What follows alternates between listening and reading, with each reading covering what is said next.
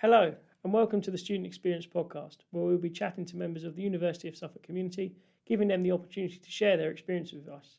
I'm Sam, and I'm a member of the Student Experience and Engagement team, and in today's episode, we chat with Luke, who recently graduated from the university with an MA in creative writing. We discuss why he chose to study in Ipswich, his experience as a student, and his journey from undergraduate to postgraduate. We also discuss the publication of his poetry collections. So, Luke, Thank you for having me. Thank you for coming. Yes, thank you. Introduce yourself. I certainly will. A bit Yes. about the course you did. Yeah. So Luke Mayo is my name, and as Sam said, I recently graduated with a master's in creative and critical writing, class of 23. So that's what I did. And in terms of the content of the course, like I say, writing mainly was the big thing that it was for. And again, you could do it creatively or critically. Yeah. You could choose which one you preferred. For me personally, it was creative. Yeah. That was my personal kind of enthusiasm, shall we say. That was what really engaged me. So yes, managed to graduate with that, and now part of the alumni community. Great. And pleased to be. So Good. that's where we are now. So initially, what first attracted you to this uni? So there was the fact that I did my undergrad here. Mm-hmm. I did my bachelor's degree in English. This was a few years ago now. Mm-hmm. I graduated back in 2016. Yeah. It was in that first instance, it was the course that appealed to me, because I was checking out different courses in sort of English literature and things. Yeah. And it was this course, it was the bachelor's course, which it was the only one that I found which did both language and literature. Okay. Which I found interesting, because a lot of the other ones only did literature, which was fine. Yeah. But I just thought the fact that this one does both language and literature, I just thought this is a real opportunity for me to do different things and try out different things. So that was kind of, and the fact that it's Ipswich as well, it's reasonably local. It's reasonably. You're relatively local to yeah, Ipswich. I mean, I'm actually a Chelmsford boy myself. Okay, yeah. So cool. It's a reasonably short train journey of about 40 minutes. So it's not it's okay. It's it's a train journey, and so that made it practical for me and plausible for me. So it was that combination of factors really that made it, that certainly made the undergrad a feasible option. And then, of course, leading on to the MA as well, because this MA actually is a relatively new. Okay, yeah. It's quite a new baby kind of a thing. I think it was 2020 it was first announced. I'm sure the fact checkers will correct me if I'm wrong, but that was when certainly I first became aware of it. Yeah. I think the Alumni Association sent an email out, and that was kind of a bit of a news headline that they've got this new MA going, and it took me a few years to actually go for it. Okay. But that was when I kind of thought that's probably, because I thought about doing an MA anyway. Yeah. That was kind of on the radar, and it was when I got that email. That's kind of when I thought that when the time comes, this will probably be the one that I will do. What was it that made you think, I'm ready now? It was just, I suppose, really being fed up of waiting, I suppose. Okay. Because what put me off initially was COVID, obviously, because when it was announced, that's what was going on at the time, which affected everything for obvious reasons. I'm sure we all remember. So I didn't really want to commit to anything in the middle of a pandemic. Yeah.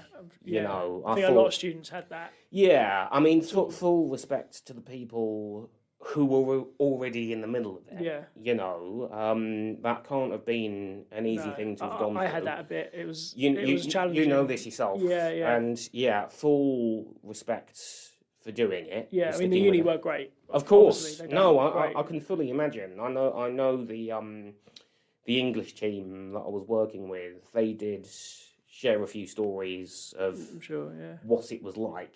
And yeah, that was, to be honest, one of the reasons why I didn't do it sooner. Yeah. You know, I thought I want to make sure that I'm going to get the full experience. If I'm going to do it, I want to get the full benefit of it. Which fortunately I think did pay off in this case, because it was 22 that I actually signed up for it. That was when I made the commitment, and it was definitely, for me personally, it was the right thing to do. Yeah.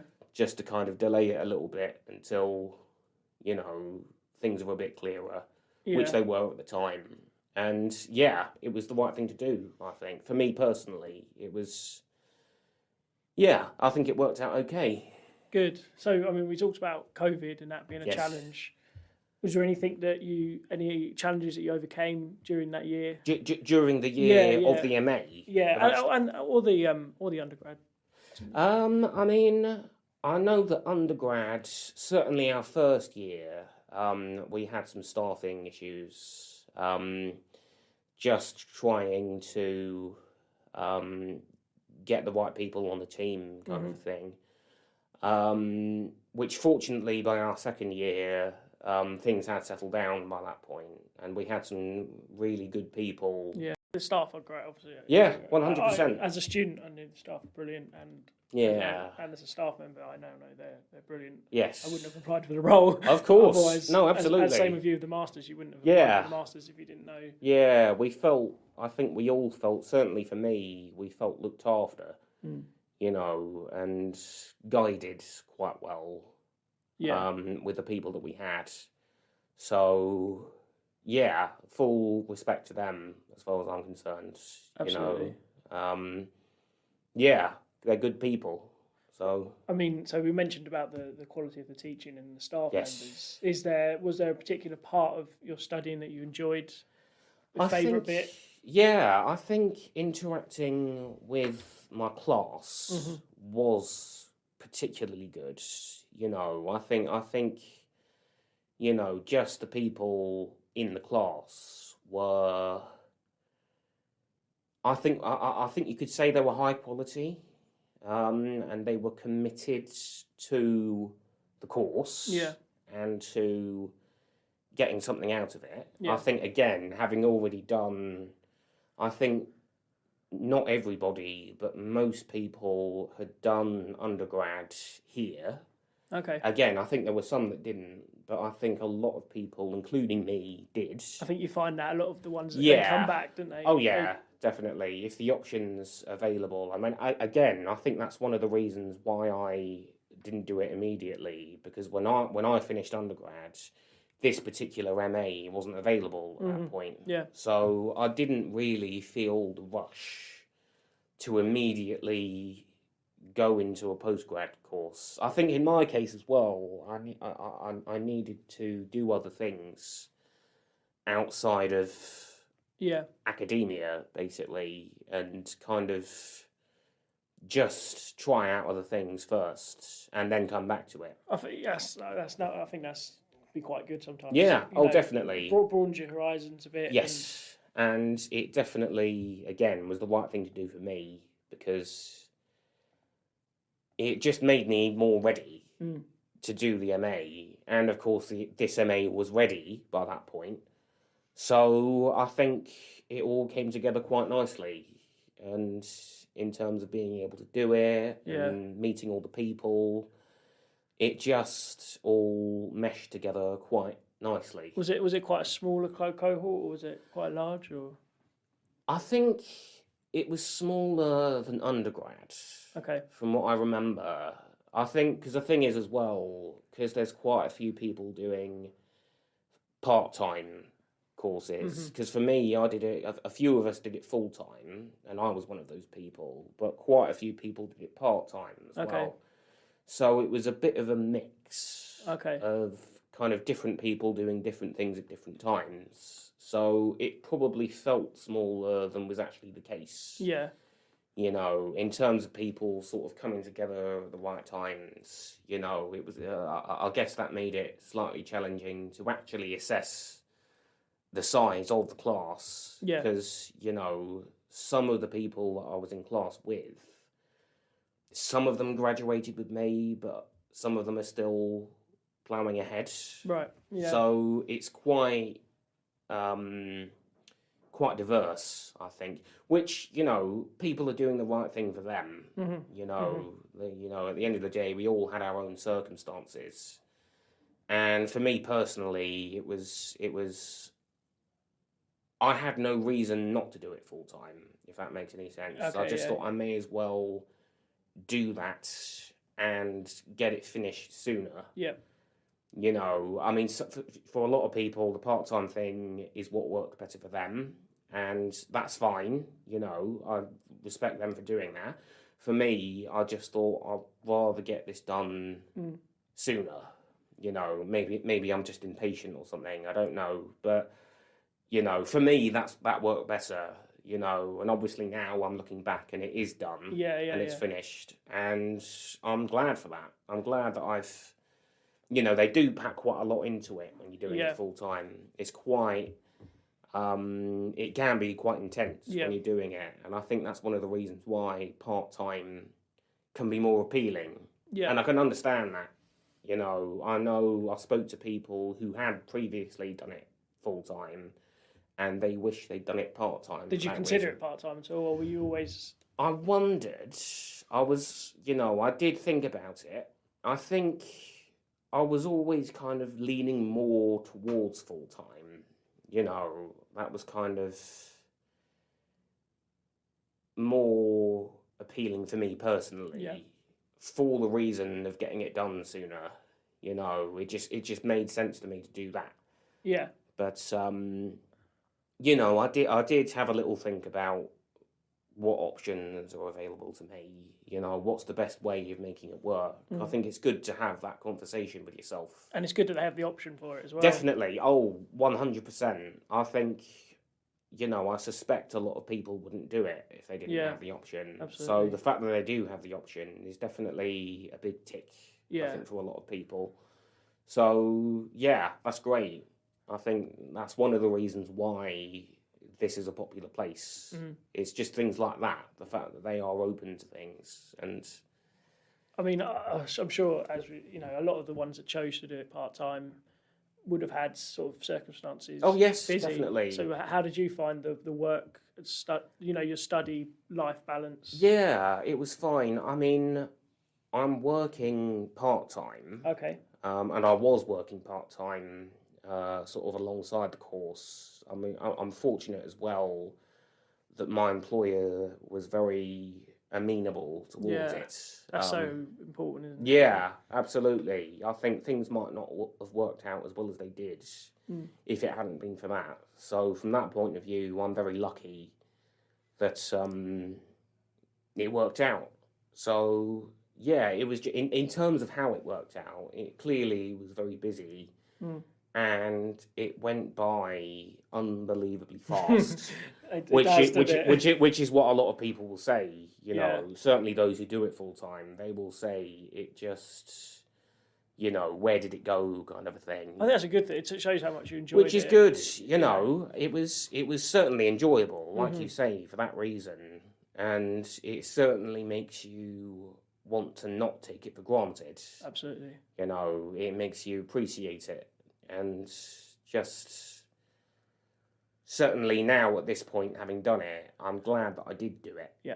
So it worked out very well. So, I mean, I've done undergrad and postgrad as well. What was the biggest difference between undergrad to postgrad, did you find? I think... Again, I think it's the intensity of it, of the postgrad, because I think with the undergrad, the fact that it built up over 3 years, you could kind of pace yourself. Yeah. For the postgrad, because it was packed into a year, it was a lot more hit the ground running. Yeah. Which I think we were saying earlier, the fact that you had already done undergrad, it did kind of help you for that. And then, so with that, you had, was it a 6-year gap between undergrad and postgrad? How did you find the transition back into education? Yeah, it was. It did take a few weeks just to kind of familiarise myself. I mean, it helped, again, the fact that I did both here at Suffolk. It did help the transition, the fact that it wasn't all brand new. Yeah. You know, it did definitely help it to blend in a bit easier. So, yeah, it went okay, I thought. Yeah. And so your time at uni, was there anything particularly that you're most proud of in what you did? Just, I think, forming the relationships with staff and the class, I think, is definitely the happiest thing that I'll take away with me. And just being able to meet these like-minded people, you know, it is a proud thing, you know, being able to form that and be a part of it. Yeah, absolutely. It's lovely, and yeah, I'm proud of that massively. Yeah, I think one of the great things about, you know, a course that you do, obviously you're very passionate about it. You know that the other students and staff are going to be passionate about it. Yeah. So in terms of students that might be nervous about coming, if they're doing something they're passionate about, they know people are going to share that enthusiasm. So that's already a common ground that they have. It does kind of bring you out of yourself a little bit, and those nerves that you might have to begin with. It's kind of easy to kind of not ignore it or forget about it, but kind of put it to one side, kind of a thing, and just, you know, find it within yourself to kind of go through with it and everything. Because there's other people here who 90% of the time will feel the same as you. Yeah. You know, the passion and the nervousness, they will have it the same as you. So you're all kind of in it together and you're dealing with it. Yeah. And you're helping each other through it. Yeah. Which is certainly what we did. And I'm sure it's the same for most classes as well. So it's lovely. I mean, with that sort of, you know, environment, how did you find everyone's favourite subject? How did you find the dissertation sort of situation? Yes, of course. I mean, it was very individual. Yeah. So it was very, you know, trying to put one foot in front of the other and kind of get through that. It was interesting in every sense of the word. You know, support was on hand, which made all the difference, I think, for everybody. I think we would have been a bit stuck if that hadn't been there. Yeah. So the fact that it was greatly appreciated by us all, I think. And yeah, it was a lot to take on board. I mean, both undergrad and postgrad. Yeah. I think everyone will agree it's heavy, but again, it's about finding that thing that you have an interest in, and you just want to do something with it. I think, like you say, if you're doing a dissertation project that you're not interested in, it's going to be more challenging. Unfortunately, and it sounds like you did a project that you're interested in, so it makes it much easier. Oh, yes, definitely. You know, having some kind of interest in it to begin with is, I mean, it can take a little while to actually settle on something. Yeah. I know it did for me. Yeah. You know, actually pinning something down and saying that's what I want to do. I mean, for both undergrad and postgrad, I didn't begin with anything clear in mind. Okay. It did take a while for things to germinate and things, but it was worth it. You know, it did become clear sort of over time. It did come together. What was your dissertation in? Like, so for undergrad, I did it on Samuel Taylor Coleridge and Rime of the Ancient Mariner. Right. It was all about that, and I was comparing the poem with his life as a poet. Oh wow! So it was that comparison. Yeah. I was writing about that. For postgrad, like I say, it was more creative. Yeah. Some people did the critical side of things. A lot of us, I think, did the creative side of it, which was me, in my case. I took a collection of characters from classical horror literature So, for example, Dracula, Jekyll and Hyde was in there. Dorian Gray was in there, and my main character was actually Igor. From kind of the popular Frankenstein trope. Yeah. He was kind of my main person, and it was kind of putting them all together and sort of retelling their original stories as love stories, or in this case, kind of failed love stories, kind of how things had gone a bit wrong for each one of them. So it was a creative piece. Yeah. With each chapter kind of focused on each of them and what they'd kind of been through. So that's what I did. That was, it was all about them kind of forging their new friendships together on the back of this kind of shared experience. I guess that leads us on nicely to, so you're in the process of having some poetry collections published. Yes. So tell us a bit about that. Yes, so it's a publishing company called Bookleaf Publishing. They do these poetry writing challenges over the course of about 20 to 21 days. You write one poem a day over the course of that, and then they take the poems that you write and they turn it into a book for you. Wow. Which is certainly for people who are trying to get into the writing thing, which is just about everybody on my course, certainly. Sure. It is a huge boost just to get that little wiggle into the industry. Kind of foot in the door. Yes, absolutely. I think that's what it's there for, just to say, this is something that I've done. And they do several of them. So I've done a few already, and I've got a few more in the pipeline now. So it's just, it's 50 quid to get involved, plus a few extra kind of additional services if you want them, things like editing and, marketing and all this kind of thing. But it's the bog standard £50 just to get involved and do the thing. Which for me is a great start, just being able to get that foot in the door and just do something and then be able to say, here it is, it's the finished product. This is what I've done, this is what I can do. Yeah.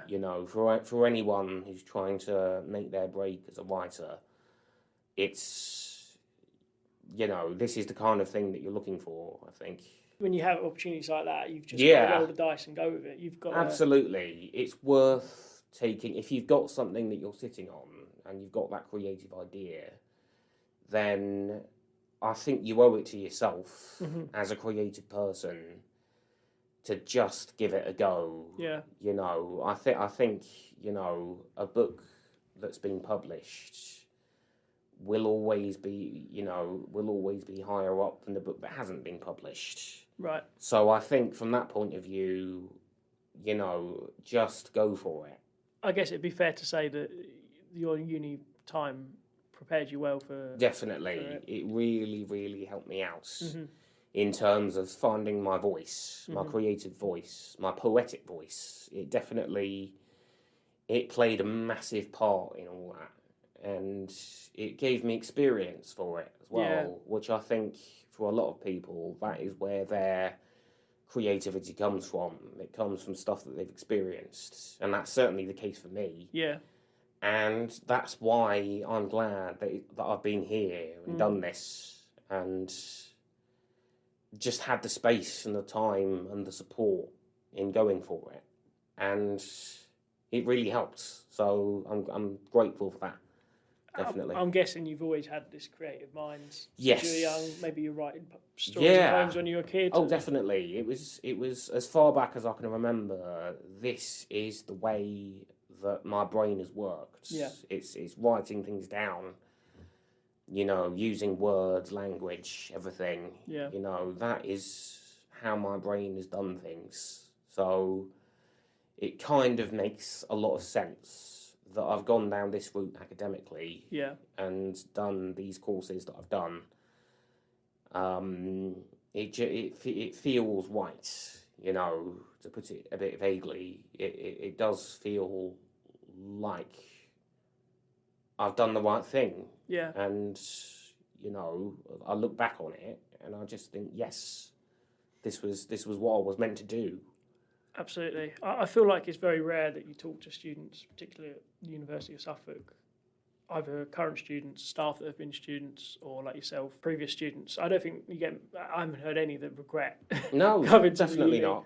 No, I think certainly the people that I know are glad that they've done what they've done. It's all kind of come together nicely for everybody, I think. Yeah. So have you got a plan in terms of, I don't know, where you want to be in 5 years' time, say? Is it a go with the flow, or is it a... In the immediate moment, yes, I would say go with the flow.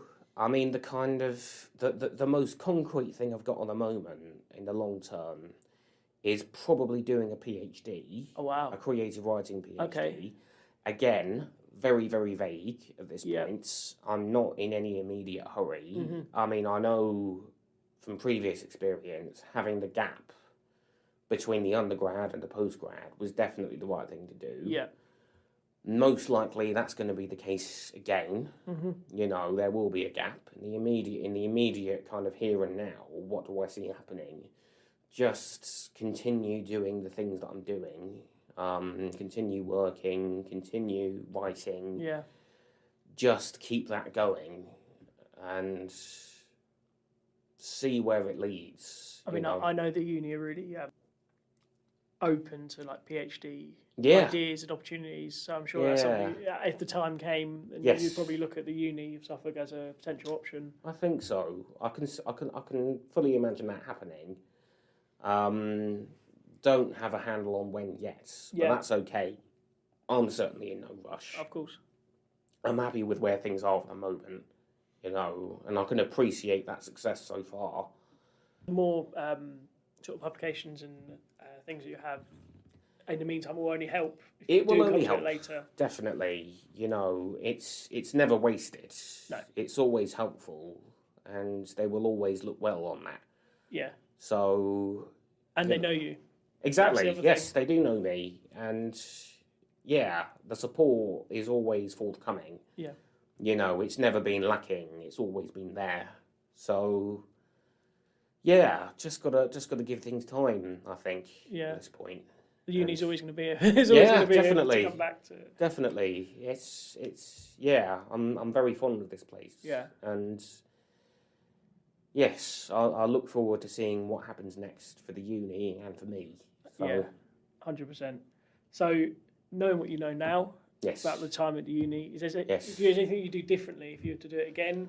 I don't think so.